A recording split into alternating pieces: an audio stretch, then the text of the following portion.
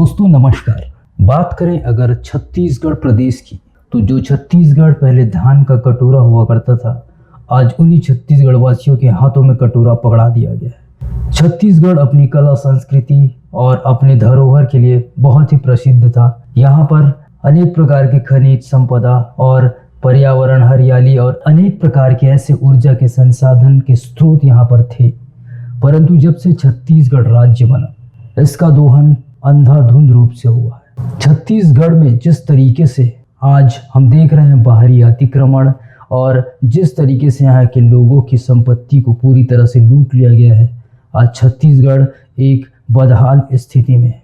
जी हाँ, बात करें छत्तीसगढ़ स्थापना से, तो छत्तीसगढ़ के प्रथम मुख्यमंत्री के रूप में अजीत जोगी ने जिस तरीके से यहाँ पर धर्मांतरण और अपने क्रिश्चियनिटी को बढ़ाने के लिए जो खेल खेला और यहाँ के लोगों को जिस तरीके से दबाया और यहाँ के उद्योगों को, खनिज संपदाओं को लूटा, उस तरीके से यहाँ से छत्तीसगढ़ की बर्बादी का प्रारंभ हो चुका था।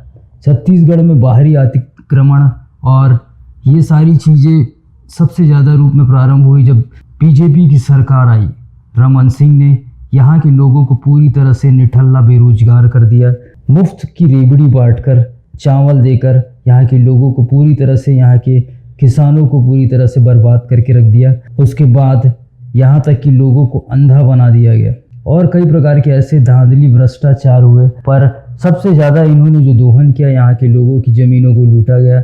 यहाँ पर बाहरी अतिक्रमण को इतना बढ़ावा दिया गया कि यहाँ के लोग बेरोजगार और बिल्कुल भी किसानी से दूर होते चले गए और लोगों की फसलें, जो उनका मेन स्रोत था आय का, वो पूरी तरह से बर्बाद हो गया। उसके साथ साथ ही यहाँ के खनिज संसाधनों का, कोयला हो गया, ऊर्जा के और जो अनेक संसाधनों को इतना भरजोर मात्रा में लूटा गया, इसकी कोई कल्पना भी नहीं कर सकता।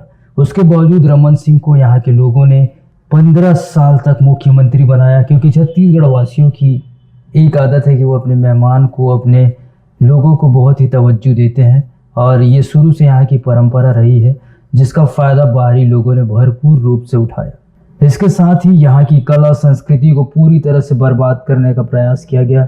बीजेपी ने पूरी तरह से पैसे वालों को, जो इंडस्ट्रियल सेक्टर में हैं, जो बड़े व्यापारी हैं, उनको तो खूब बढ़ाया, पर यहाँ के जो गरीब मध्यम लोग हैं उनको पूरी तरह से दबाया गया। मीडिया को पूरी तरह से पैसे बांटकर, उन्हें खुश करके यहाँ की सारी खबरों को, सारी चीज़ों को दबाया गया। जैसा कि मीडिया का आप स्वरूप देख पा रहे हैं, जिस तरीके से केंद्र में बैठी बीजेपी सरकार ने भी मीडिया को पूरी तरह से बर्बाद कर दिया है। जैसा कि आप सब बोलते हैं गोदी मीडिया, तो सच में ये वास्तव में इसका स्वरूप बन चुका है। जी हाँ, पत्रकारिता पूरी तरह से खत्म होती दिख रही है और पत्रकार वही चमक रहे हैं जो बड़ी आलीशान गाड़ियों में घूमते हैं और बड़े बड़े बंगलों में रहते हैं, और बाकी जो काम करने वाले जो झाड़ू पत्रकार हैं आज दर दर भटकने को मजबूर है।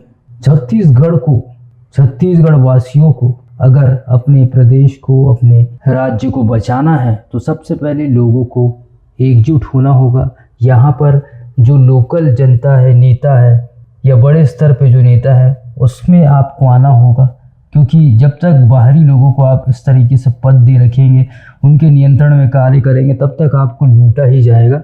और ये इस प्रदेश की बात नहीं, हर प्रदेश में है। जब तक जनता जागरूक नहीं होती, प्रदेश की जनता इसके लिए आवाज़ नहीं उठाती, तब तक वहाँ दोहन होता ही रहता है।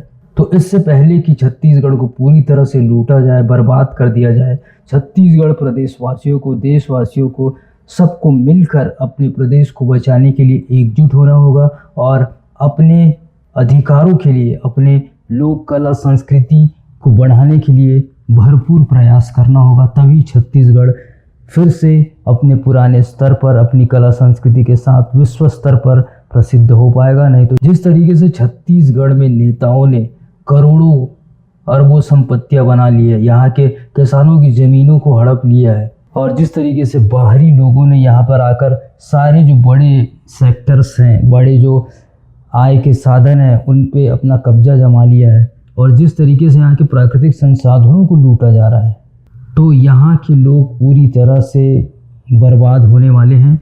और जिस तरीके से यहाँ के संसाधनों को लूट कर बाहर भेजा जा रहा है और यहीं के लोगों को उनके लिए भारी रकम चुकानी पड़ रही है। तो ये देश का, ये प्रदेश का पूरी तरह से दुर्भाग्य है।